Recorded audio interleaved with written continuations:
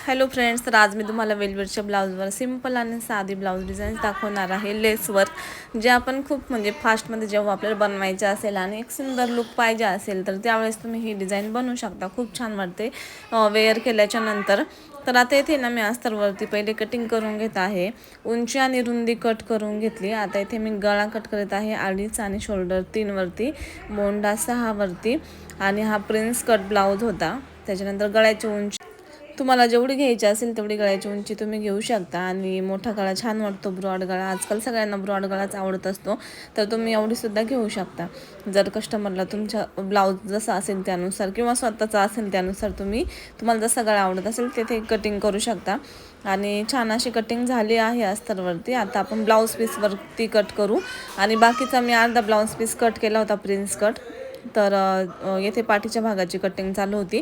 Blouse व्यवस्थित set करून घेतला अस्तर. आणि वेलवेटचा ब्लाऊज म्हटलं ना तर शिवताना तो खूप ताणला जातो आणि कापड थोडंसं असं साईडला जातं अस्तरपासून. असं शिवताना होतं, जसं तसं कापडावर असतं. ज्या ब्लाऊज पीस वेलवेटचा जसा असतो तसा बऱ्याच जणींना हा अनुभव आलेला असेल, ज्यांनी कोणी वेलवेटचा ब्लाऊज स्टिच केलेला असेल तर. गळ्याच्या बाजूने तो जेव्हा आपण शिलाई मारतो ना तो साईडला जातो. तर खूप व्यवस्थितपणे शिवावं लागतं या ब्लाऊजला. आता व्यवस्थित मी अस्तरवर सेट करून घेतला आणि गळ्याच्या बाजूने गोल टिप मारून घेणार आहे. आणि या पद्धतीने गोल टिप मारायची.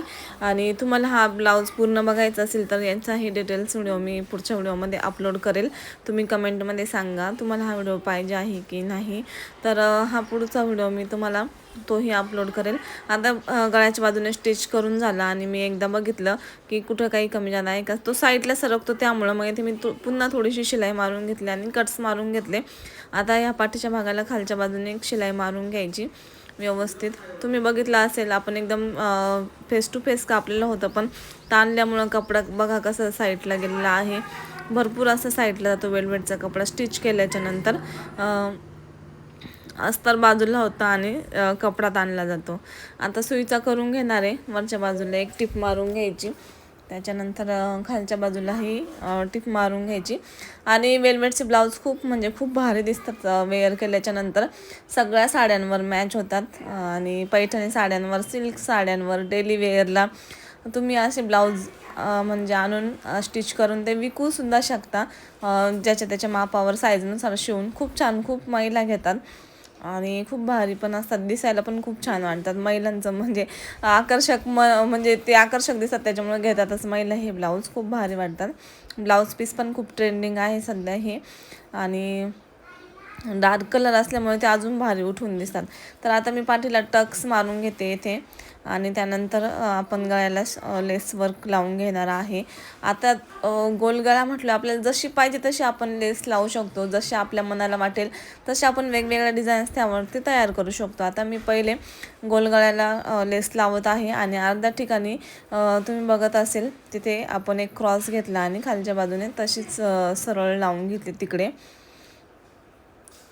आणि मॅचिंग लेस होती ही एकदम ब्लाऊजला, ती त्याच्यामुळं अजून सुंदर दिसत होतं ब्लाऊज. आता ह्या बाजूने ही तशीच लावून घ्यायची. जर तुम्हाला असं एकदम कळलं नाही तर तुम्ही आधी मार्किंग करू शकता खडूने, सेम टू सेम, मग त्यावरती लावू शकता. आता या पद्धतीने लेस लावून झाली.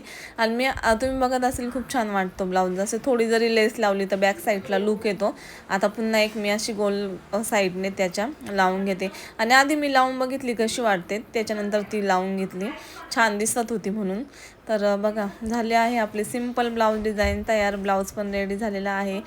आणि तुम्हाला हा व्हिडिओ आवडला तर नक्की लाईक शेअर करा. पुढच्या व्हिडिओत मी तुम्हाला प्रिन्स कट दाखवेल फुल व्हिडिओ. तर भेटू पुढच्या व्हिडिओत. थँक्यू.